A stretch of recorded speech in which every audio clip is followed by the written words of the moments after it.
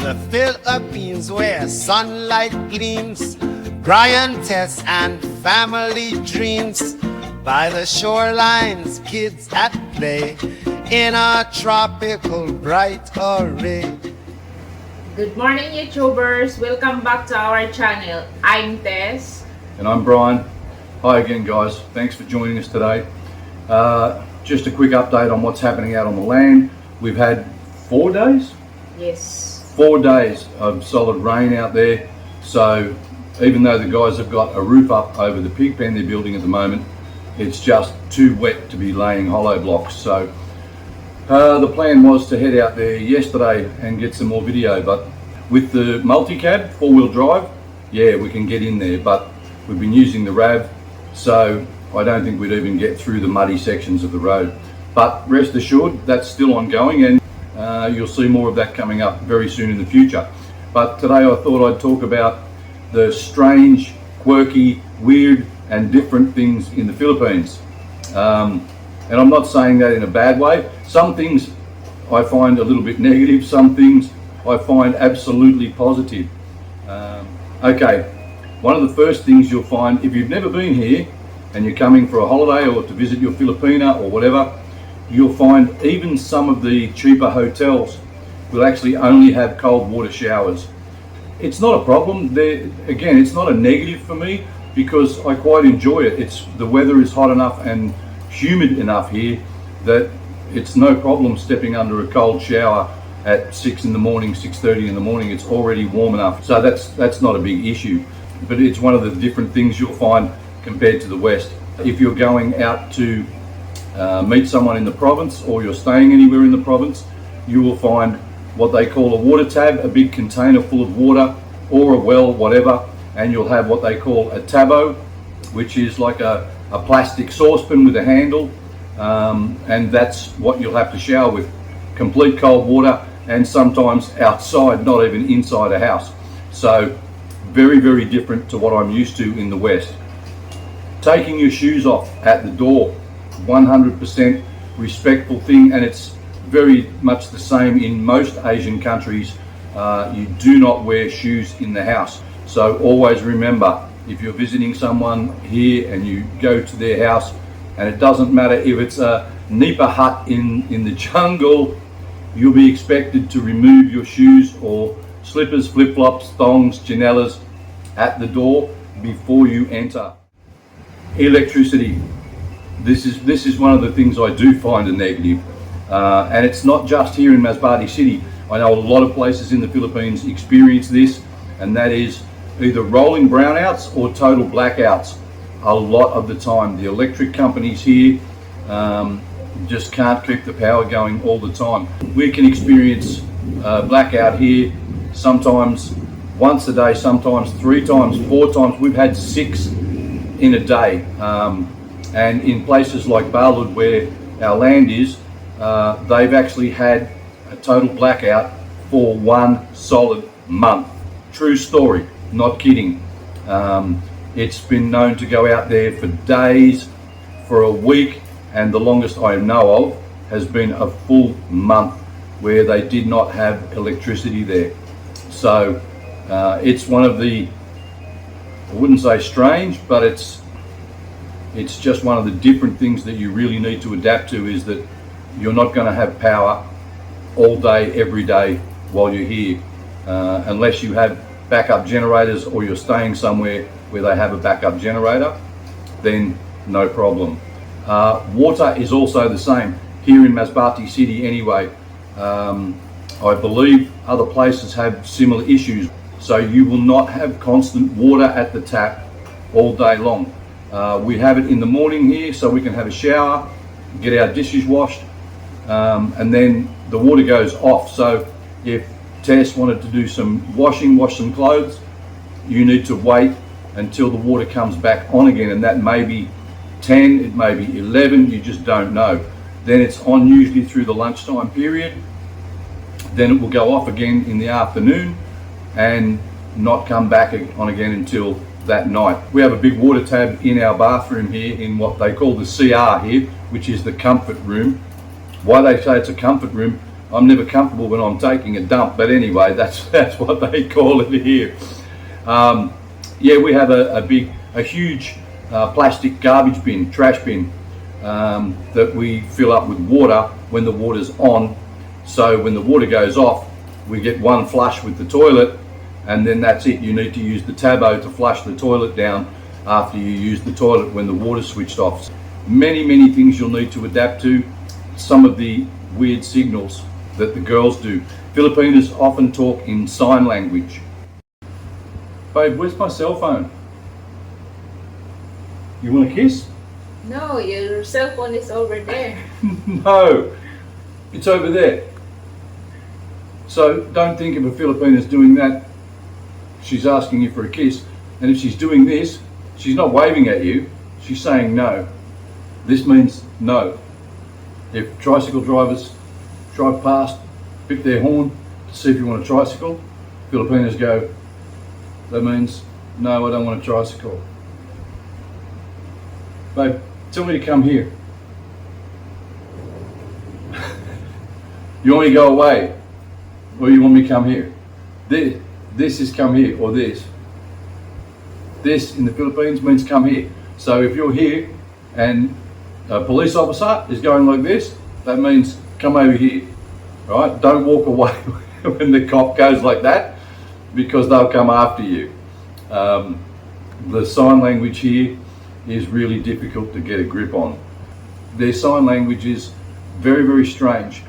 Babe, how do you say yes? The eyebrows, yes. Pointing, no.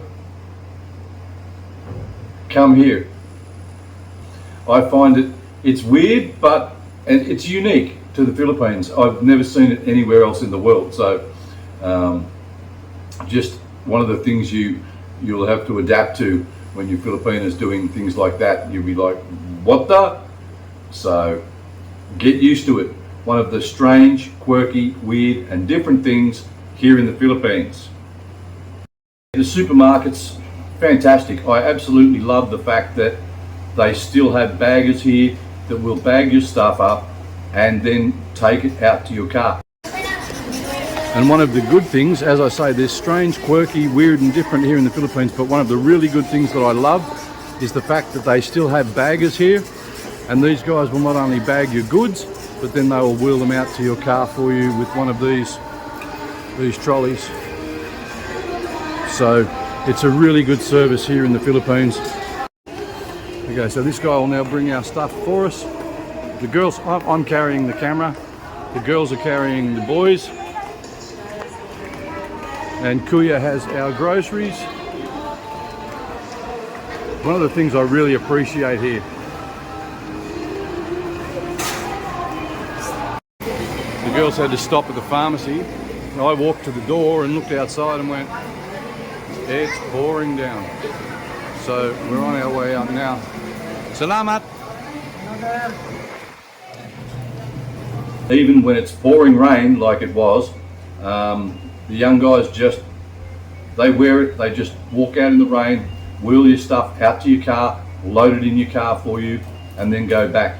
And most of the time, they won't even accept a tip. I think most companies tell them they're not allowed to. Some places they can accept tips, even in hotels. I know some places I've had them say, oh, no sir, no sir, no sir, and other places they say, thank you, Po, and off they go. So it depends on the company and the management at that establishment. Gas station attendants, fantastic. We used to have them back in the West, and they phased them all out. Self-serve gas stations, which can be a pain if you're dressed up to go out somewhere and you need to go and get fuel. You can end up stinking with it all over your hands and trying to get the smell of the fuel off your hands. So it's a real pleasure to be able to just drive up, stop at the pump, and the guy comes out. They'll clean your windshield. You can tip them for that, and they do hope that you'll tip them for that if they clean your windshield. They leave it up to you as to how much you'll give them. But it's just a nice change to go back to the 70s in Australia and have people pumping your gas and cleaning your windshield for you. Air. if you need air in your tyres. There's many hundreds, if not thousands, of vulcanizing places for repairing flat tyres here, because there are more flat tyres here than people have hot dinners, believe me. And if you can't do it yourself, which most places you can't, you need to go to a vulcanizing store. The Shell here has their own, the same as they do back in my country, but it doesn't work. So I find I have to go to the vulcanizing place and get the guys to come and do your air pressure. Now, the strange and weird thing here is that the majority of them, and this is not all, some do, but the majority of them don't even have a tyre pressure gauge to check the pressure. They just come out with the hose, put it on and pump it up until they think it's got enough air. There's no regulating. I ordered my own tyre pressure gauge on Shopee so I could actually check it, but most of the guys here don't have a pressure gauge, and you'll have to pay them for putting air in your tyres. It's not expensive. It might be 10 peso per wheel. If you want just 2 done, then you slip them 20 peso. They will often leave it up to you, so you could just give them 5 per wheel if you wanted, give them 20 for 4, which is about 50 cents Australian. I usually give them 10 peso per tyre, but yeah, just one of the different things here, that if you just want to put air in your tyres, you've got to go somewhere like that and get someone to come out and do it for you. Just again, one of the weird different things that they have here in the Philippines. Sorry guys, the kids are awake and acting up, so Tess has had to go and do the motherly duty. But one of the things I wanted to talk about was workers here. If you're going to build something here, you're building, if you contract a company to build from go to woe, then you won't have to worry about any of this. But if you're going to try and save some money and build and supervise everything yourself, organise different workers for different trades. Well, I wouldn't call them trades because I don't believe any of them are actually tradesmen here, but different workers for, you know, your bricklaying, your concreting, your electrical, or windows, that sort of thing. If you employ workers here, you are expected to not only pay their salary, but you need to feed them. So snacks for morning tea and afternoon tea, and feed them lunch. You can negotiate. Some guys will give you 2 different prices. They might say, okay, it's 500 for the day with foods, or it's 550 for the day, and they provide their own food. But you also need to provide things. We had welding work done here, and we had to purchase the welding rods for the welder. True story.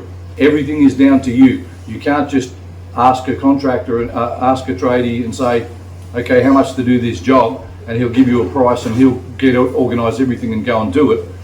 You need to provide every single one of the materials yourself. So one of the weird things here in the Philippines is that you need to feed the workers. Be aware of that. You also will need to provide all their safety equipment if you don't want a lawsuit for anybody getting injured, because they will arrive in flip-flops, thongs, they'll have singlet, they'll have no hard hats, they'll have no high-vis vests. But these guys will not purchase any of that. They won't have any of it.